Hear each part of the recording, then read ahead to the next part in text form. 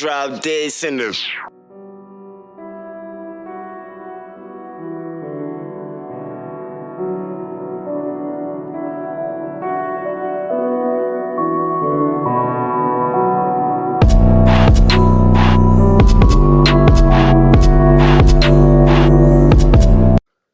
What's going on, my people? Welcome to the Rockets Propaganda Channel. I am your boy, AK Infinity. Follow me on Twitter at AKInfinity_VVS. And this is the Shooting the Ish podcast, baby. We finna shoot some ish, general Rockets talk, general Rockets conversation. I might veer off into a tangent on some other NBA topics, but mostly we're gonna be talking about Rockets and and where they are right now in this point of the season, hot topics amongst Rockets fans. But before we get into it, be sure to like the video if you're feeling the video. Be sure to leave a comment if you want to join the conversation. Be sure to subscribe if you're feeling the content. Holla at your boy. Now, let's go ahead and get this kicked off, bro. So, the hottest topic right now in Rockets fan nation is one and one thing only, and that is the Jalen Green discourse. What do I mean? Right now, everybody, I ain't gonna say everybody, but most of the Rockets fans right now are pretty low on Jalen Green. And we got folks really coming out of their spirit talking about they want Coach Silas back. I actually seen this as a tweet, and you gotta be, maybe you inhaling exhaust fumes, or maybe somebody done put a little bit of methamphetamine in your breakfast or your coffee or something. But one way or another, you losing some brain cells if you think it's a good idea to bring back Coach Silas under any circumstance. That man can't coach himself out of a wet paper bag with a knife. He was absolutely horrid. He was an abortion of a coach. Please, wherever you lost your mind at, you better call a loss of fine, or you better put a missing persons report or something. But you need to get your mind back if you think that's a good idea. It is not. I think some of y'all got things twisted where you think you think it's all about one player. You're more worried about your favorites than you are the team. Some of y'all, and I spotted one of these on Twitter one time, and one of these dudes, and I called him out. The dude was mad because he missed on his parlay because of Jalen Green. I'm like, see, this is what it is right here. Y'all mad at Jalen Green because you put him on your parlay, you put him on your fantasy team, and he not putting up the numbers that you want. That's why you two occupied with a singular player as opposed to the team in general and how the team is looking. The team looking good. It's not looking the way you wanted it to look good, but it's still looking good. Now, some of y'all need to, chill out on all that. Y'all need to y'all need to upgrade your discourse, man. If you're gonna be mad at Jalen Green, talk about his game. Be mad at Jalen Green. Don't get me wrong. If you playing foolish, you playing foolish. Call him out on it. I ain't got no problem with that. But some of y'all really just y'all would rather. I feel like some of y'all would rather your favorites get numbers, whether or not we winning or losing. Y'all don't really care about all that. But you want your favorites to get numbers because of your fantasy and your betting habits. Man, get your brain in order, man. Or recycle it or something. You need a new brain. I'm sure they got some on eBay or Amazon, next day delivery. But on the Jalen Green, so yeah, he off. Yeah, he tripping. I'm gonna say this: at the minimum, he giving us some good defense. He doing some other stuff off the ball. He's setting good off ball screens, but he ain't. Here's something I noticed about him. I was on the Chop Shop post game after the Warriors game on what night was that? Monday night. And I had mentioned that Jalen is, I noticed that he's very passive when Fred VanVleet is on the floor. He's not taking initiative when Fred VanVleet is on the floor. Now, I don't know if that's something that is a mandate from Coach Ime Udoka, where he's like, hey, just fit in, play your role in this unit. But when Fred go out, that's when Jalen try to turn it up. He start, being a lot more aggressive going to the rim, a lot more aggressive about getting his shots up and all that, which is cool. But I was expecting Jalen to do some of that turning up with Fred on the floor. I was expecting Fred VanVleet to empower Jalen Green to be doing some of that while Fred is on the floor. So that's the concern that I have. The concern that I have is not, this arbitrary third-year leap that everybody is expecting that y'all putting on them. When, as a matter of fact, I made a video about a week ago, or probably about 2 weeks ago now, kind of going over Jalen Green and how he compares to other guards at age 21.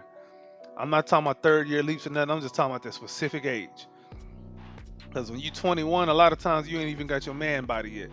A lot of these dudes who was at age 21 who already, hooping and playing like real good already off the bat, more times than not, their body was ready for it immediately. Look at Ant Edwards, for example. He took that third-year leap. Look at his body. First of all, he came into the league, rock solid, ready to go. Pause. He came into the league with an NBA body already, with his man body. So that's kind of why his growth has been a little bit quicker. But if you look at some of these other guards, current guards in the NBA, not even the OGs like the Hardens and the Westbrooks and the Stephs, but the guys who Jalen Green compares to. I don't like these comps, but just other shooting guards, the Bradley Beals, the Zach LaVines, the Devin Bookers. These dudes ain't had a man body at age 21. They didn't. None of them did. None of them. And now one of them had a third-year leap. Nope. No, they didn't. Now one of them had a third-year leap. And for Jalen, it's really different because he had 2 years of not even being, not even having no kind of guidance at all under Coach Silas. Like, he was just there doing whatever the hell. He was on the Paul George podcast talking about something. Oh, I was the vet on the team. I didn't get no rookie hazing. I was hazing the rookies. Bruh, that tell you right there what some of that stuff that John Wall and them was talking about. It was probably true. They was really letting the team, the players run the team. And the coaching staff just ain't had no handle over it. So this is Jalen Green's first time being in structure, really. He came out the AAU system straight to the G League Unite. I don't know what they did with him over there. He was playing well over there, but he's playing against G Leaguers. He's not playing against, sometimes he's playing against other NBA players, but at least in college, you're gonna be playing against other top level prospects. You're not doing that in the G League. You're just not. You ain't getting that attention and media like you would be getting in college while having to go to school and all that. I guess the trade-off was, and I can probably get into this, do a whole video on this later, but I just think it's a little early about, G League, Ignite, and how their players look. But, you could say in the G League, it's professional. You're in a professional environment the whole time. All you do is focus on basketball. Yeah. But we'll see. We're going to need some more data and see who comes out of the G League Ignite experiment in the next 5 to 6 years and see what that look like. When these dudes, the Scoot Hendersons and the Jalen Greens, when they start getting in their second contracts and whatnot, year 5-ish and all that, getting closer to age 25, we'll really see how that's supposed to pan out. But back to the Rockets topic in general. Like I was saying, Jalen Green ain't really been in a structured system his whole life. Ime Udoka's really the first structure that he's been in. And you can see that he's thinking a lot. I think that's part of his problem too, is he's thinking a lot. He really is thinking a lot. You can kind of tell. He's kind of hesitant to make certain moves. Meanwhile, you got big body Alperen Sengun, Big Turk Nowinski. I think shout out to Bruce Williams. I think he the one that coined that term like a year ago. Turk Nowinski with the one-legged little midi fadeaway. I love it. You see, Alperen Sengun ain't really having that much of a problem. He thriving under this structure. He's thriving, absolutely thriving. Out of all the young guys, Alfred Sengun is thriving, and I would like to say that it was predictable, but we didn't know. We didn't really know. But Sengun been consistent. He been playing defense, diving on the floor like a madman. You know, his mid range jumper looking nice. I mean, he doing everything but hitting his free throws. Really, he more confident on them threes. He still got Silas on his head. You know, sometimes you can tell he a little hesitant to pull it, but for the most part, he has definitely improved that, and he's shooting a higher percentage from it as of late. So yeah, Alper Şengün, he without a doubt, he the number one. He the best player on the team. I don't even think that's up for discussion. That ain't up for discussion, and ain't up for debate. I'm not gonna argue with nobody about that. You really can't. Alper Şengün is the best player on the team. Period. He's thriving in this ball movement system. This everybody eats offense. And when you in the everybody eats offense, the cream gonna rise to the top. Ain't nobody creamier than Alfred Sengun right now. Nobody. He doing the thing. He doing the thing. Now, one thing I say I wish he would do a little bit more of is rebound, especially defensive rebound. But I think some of that is, the switching scheme. I think that's kind of what I chalk it up to, because it's not like he ain't boxing out. I think the Rockets might even be number one in the NBA in box outs. But yeah, it's not like he ain't boxing out or none of that. I think it's just a product of how we playing defense. So, as a matter of fact, when you play defense the way that we have been, what's happening is you seeing the guards get some more rebounds. You seeing Jalen get on the glass a little more too. So I'm happy about that. I'm happy about Jalen finding other ways to contribute when he's not scoring, which is a good sign. But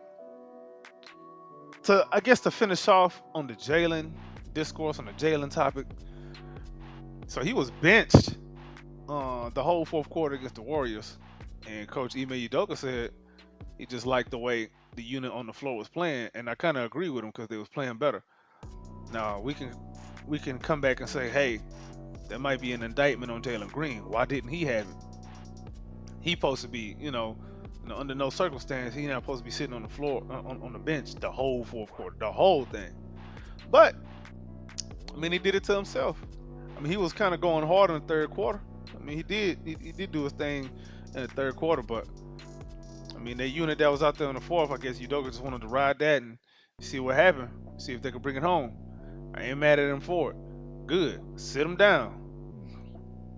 Let's see if he come out. Let's see how he responds to that. We see how Jabari responded to being benched in the closing moments in 2 straight games. Now, I think people kind of overplayed that topic, in my opinion, because, I mean, Jeff Green was just playing better, and the matchup was just better suited for him in them 2 games, because the rest of the games, Jabari was closing anyway. Jabari had a nice game against the Warriors, man. He had a nice game. 17 points, 5 rebounds, 6 of 12 from the field overall, 1 of 5 from 3.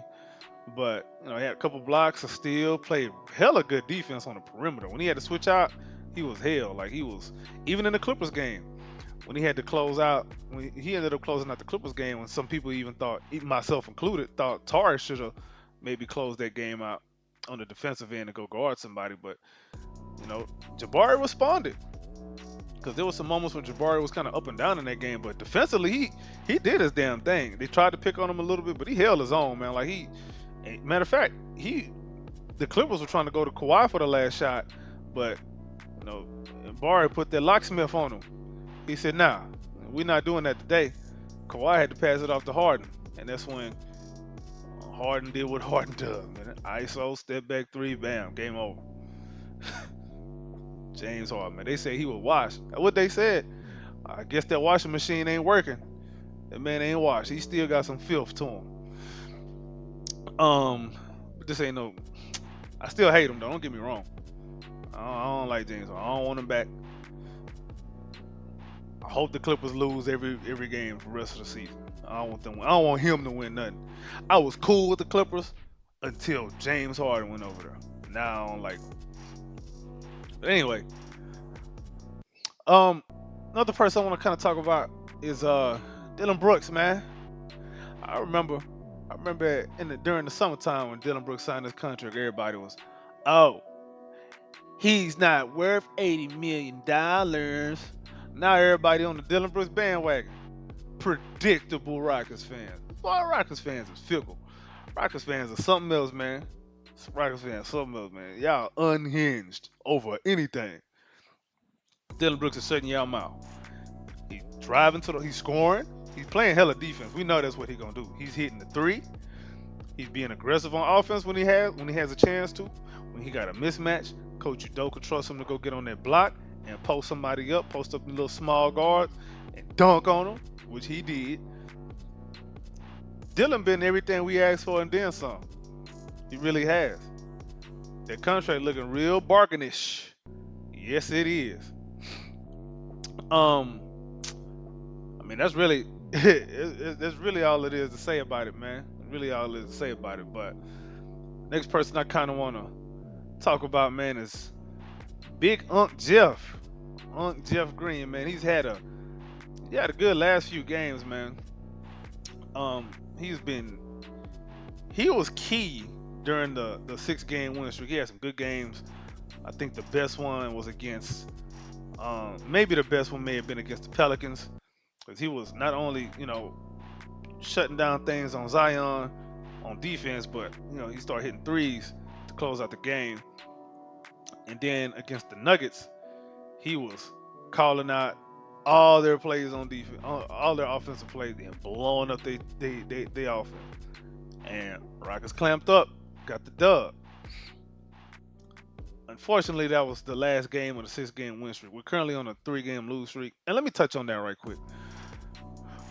Sure, we're on a 3 game losing skid right now. We wouldn't favor to win now one of them, first of all. Second of all, nobody thought at this point we would even be 6-6, let alone the 6-3 that we were before this. Nobody thought we would even do that. And it ain't like we out here getting killed in these last 3 games. They all been kind of close for the most part. They all been close. I think the overall point differential in all 3 games, I think was what, 10 points or something like that. It ain't been that much. So, and then you can argue the officials screwed the Rockets in the Clippers game, the Lakers game, and a lot of it in the Warriors game too. Because ain't no way we had 40 more points in the paint than the Warriors did, but we only shot 10 free throws or something like that. They shot a whole hell of a lot more free throws than we did. Ain't that something? How we get that many points in the paint, but we're not getting to the foul line? Make that make sense, NBA. But we know what time it is. We knew what time it was, man. NBA seen the Rockets getting hot. They were like, oh, no, we got to course correct on that.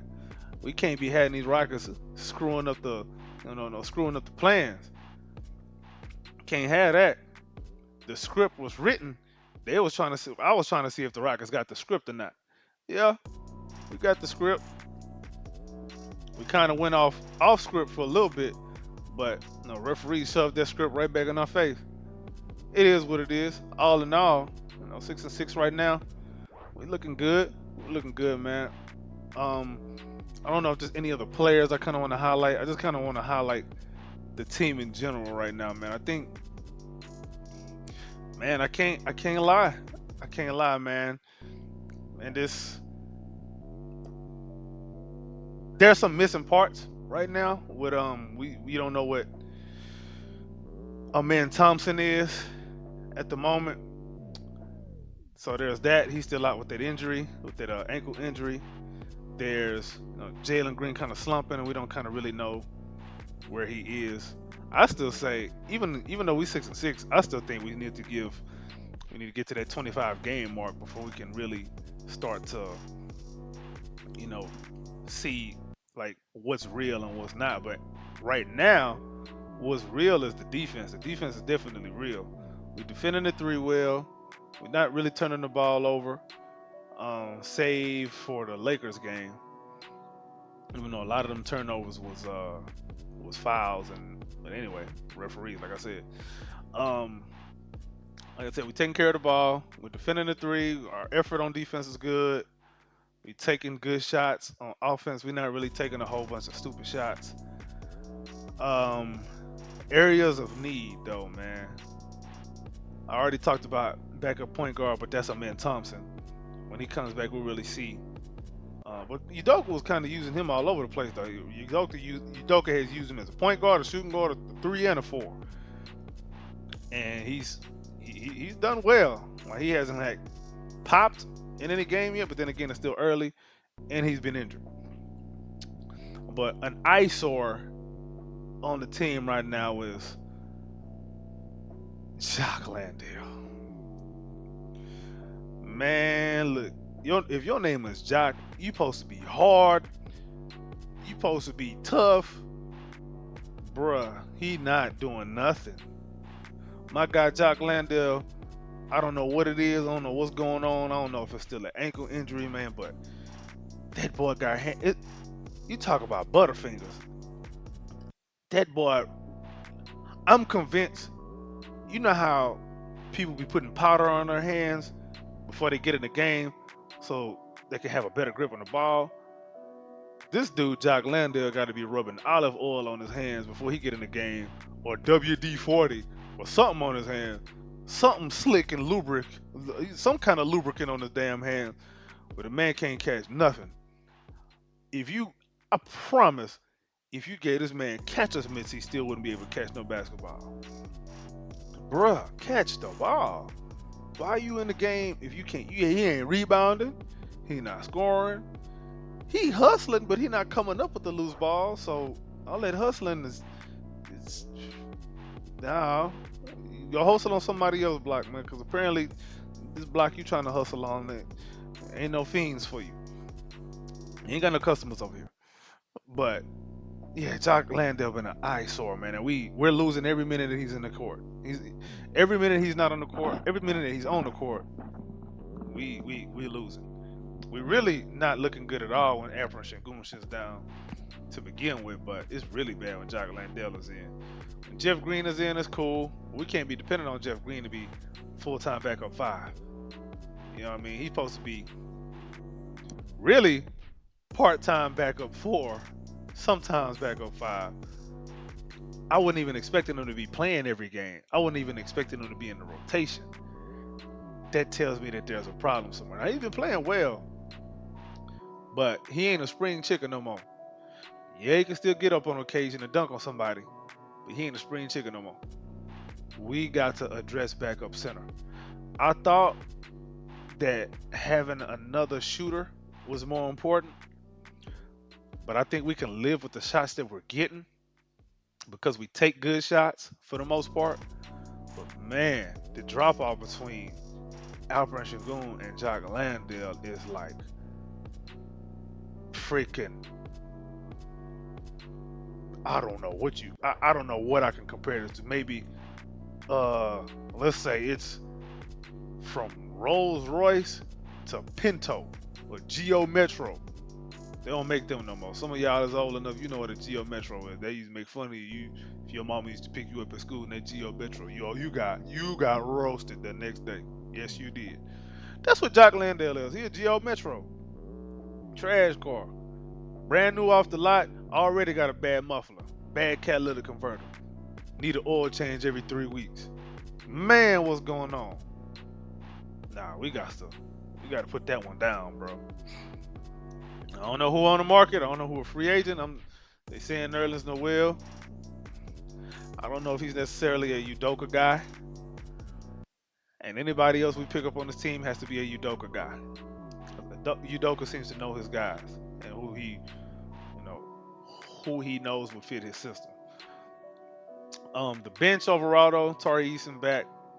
Tari balling. Tari not. He still be having his Tari Eason moments now. He still be having his little bonehead moments, but he make up for it But it's all out hustle now. When he hustle and get a rock, he get his hand on the ball, it's his. Nobody taking it from him. He out there, ripping dudes, playing hella defense. Man, his defense good, man. When him, Dylan, and when Tari, Dylan, and Tate are on the floor together, it is absolute chaos. The chaos crew. They really just out there. It's like a tornado. You can't go nowhere without them just sweeping you up and throwing you somewhere. You can't dribble around them. Like if you when their lineup is out there, man, just wherever you at, you catch the ball, just shoot it, man. Cause once they get to you, they're gonna get to you. Like, them dudes is it's like a trio of corrections officers, just strapping your hands behind your back, throwing you in your cell. Get your ass in there. Yeah, but that bench, the bench with Tari and Tate, that's looking cool. I want to see what it look like with Amen Thompson when he come back. There's gonna be a lot of defense and versatility. I just don't know where that spacing gonna come from, but it look like Tari and Tate, look like both of them have picked up their shooting. So let's see if that rides, man. Let's see if that stays consistent. I'm digging that, but like I said, man, 12 and 12 was cool. 12 and 12 was cool for this point of the season. I can't wait till that game 25 point just to see what has been consistent all the way through. But for a 12 and 12, man, I take that. I know a lot of people even have started to adjust their expectations for the team from, you know, possible play-in to play-in to playoffs. I'm seeing people go from 35 wins to 38 wins to 40 wins to I've seen somebody say 42 wins. Man, let's get it. I'm hearing 6 seed. Like these dudes are still hitting. They're still learning each other, man. They're still learning the offense. They're still getting comfortable with one another. Um, like I said, there is some roster holes that can be plugged, I believe. But that's going to be something more. I won't even say that's more towards the trade deadline because that could be around that. I think it's December 16th when some certain players can be traded that was signed in the summer, or I guess included in trades. So we'll see what that look like all the way up until the trade deadline. We'll see how Stone works his magic.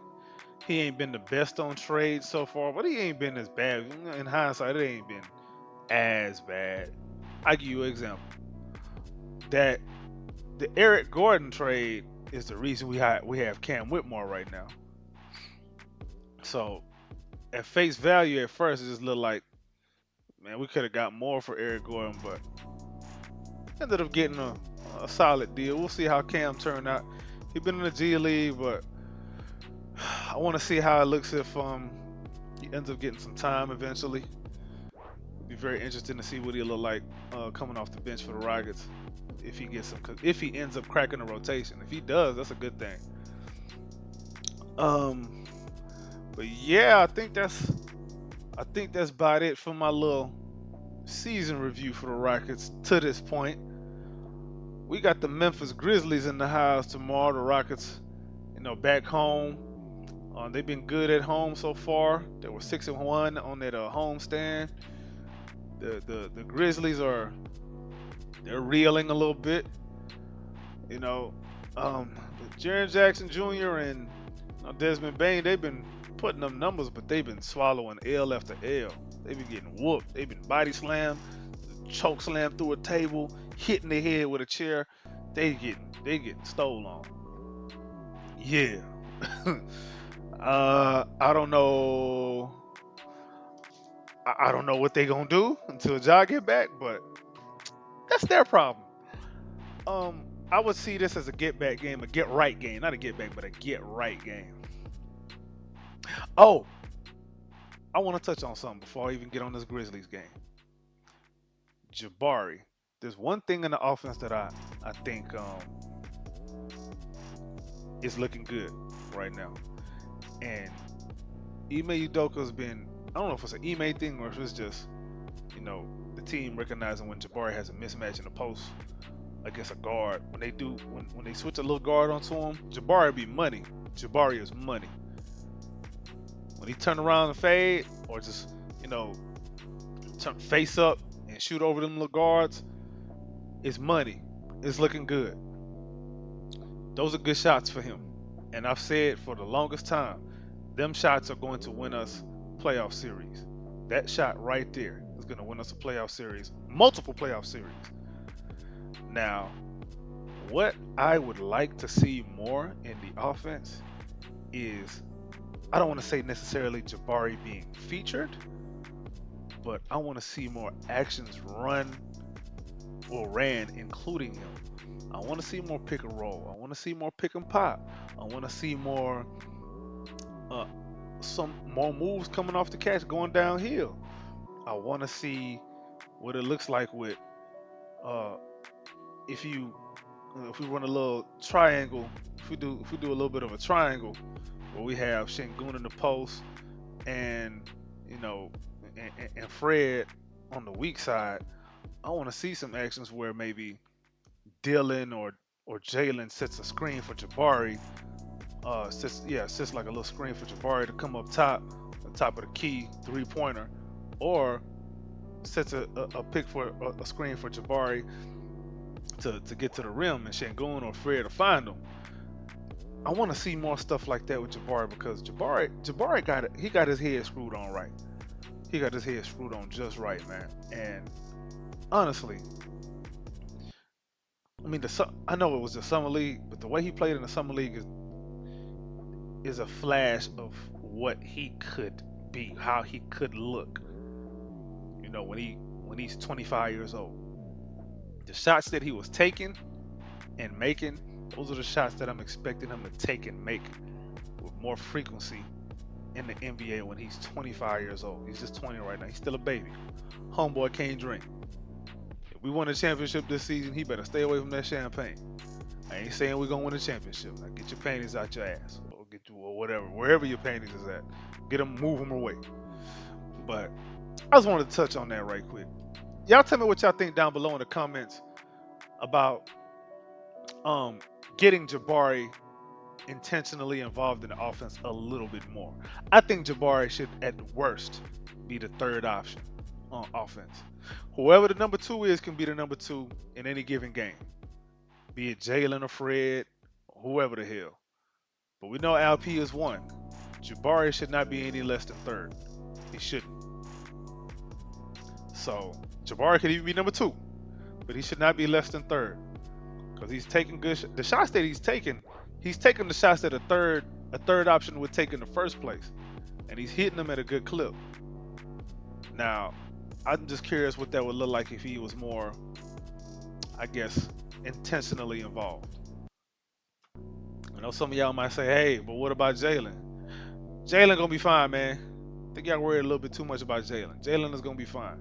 This ain't the season where he's gonna break out. It's gonna be next season. It's just not because he got to be uncoached from a lot of things in the past, and I'm not even just talking Coach Silas. He needs to be uncoached from things that he's used to, that all that AAU stuff, all of that me ball, all of that highlight ball. He needs to understand that when you go into the paint, go in there and don't go in there without a plan, or don't go in there predetermined. He may have said it predetermined on what he's gonna do before he do it. He needs to learn how to slow down and read the game and react to that. I think right now his body is too fast for for the way his mind is processing the game. When his mind catch up to his body, it's curtains. It is absolute curtains for the NBA when his mind catch up to his body. Now, enough of that. Let's touch on this Memphis Grizzlies game. So let me actually pull it up. I ain't gonna pull it up on the screen. Y'all'll be alright. But this Grizzlies game, I'm not sure. They got some injuries. I'm not really sure what the matchups are gonna look like. We just that team in general, they just in a flux, man. Like Marcus Smart hurt. I just Bismack Biyombo getting a bunch of minutes. I mean, I just don't know, man. I don't know what to think of the Grizzlies right now, man. I know that they're bad, but that's about it. That's all I can say. Is they're bad. Like they suck. They're 3-10, bro. Last in the division. I think they might be last in the conference. Yep, they're last in the conference. Nope. Yeah, they last in the conference. They suck, bro. Desmond Bain leading them in scoring at 25 a game, and he's still been efficient. But let's be honest, man. I've watched a couple of their games. He starts scoring when the defense is, you know, they are already down 25. He just start getting some stat pad buckets because the defense done laid off. The defense has eased up a little bit. Yeah, they got. Yeah, they need help, man. They ain't got nothing going for them, bro. I really don't know how to evaluate them. I really don't, man. I would say this. Uh, I don't know who's gonna guard Sengun, but they better not have Aldama on them. I don't know if they're gonna start Bismack Biyombo. I'll be interested to see how Biyombo can guard Sengun. Biyombo is a hell of a defensive player. He ain't much else, but he'll play some damn defense, boy, and he gonna get on the glass. Um, but I think when it's closing time, they might put Jaren Jackson Jr. on him. But let's hope that it don't get to closing time. Let's hope that the game is over by the third quarter and we up 50 points. Let's send them home early. Let's send them on the plane at halftime. Um, this could be a get back game for Jalen Green back at home. His home versus road splits are crazy. Like, he don't look like an NBA player on the road, but at home he like MJ. So we could expect him to possibly pop off during this game. I can't really get a grip on the Grizzlies' defense. Their defense is bad too, which is crazy because you got Jaren Jackson Jr., Defensive Player of the Year, on there. You would expect their defense to be better. It's not. It sucks. It's bad. I don't know if there's much else I can say about this game. I don't know what this big, but I say this though: the first game back after a road trip is really still part of your damn road trip. They still kind of recovering. I mean, you're a younger team, but still, you know, but they want to. They definitely want to win. They definitely not trying to lose to the Grizzlies. A team that's struggling like that, that's a bad look. You came too far and put in too much work to lose to the Grizzlies right now. Take advantage. Beat up on them. Let this be a get back game. For anybody that's struggling right now, let this be a get back game. Come out, take the game serious. Look at them like you was looking at the Clippers. Look at them like you was looking at the Lakers and the Warriors. And then again, the Rockets' effort hasn't waned all season. They've played hard every game. I wouldn't even say that they was playing lazy in any game, man. They may look tired. I think they looked a little bit tired, as a matter of fact, against the Warriors. Second night of back-to-back. But they hadn't looked lazy. So I don't even think that's even going to be part of the conversation when we play the Grizz, man. But we'll see. Anyway, I think that's where I'm going to close it off. That's where I'm going to shut it off for now, man. This is the Shootin' Ish podcast. This is the Rockets Propaganda channel. I am your boy, AK Infinity.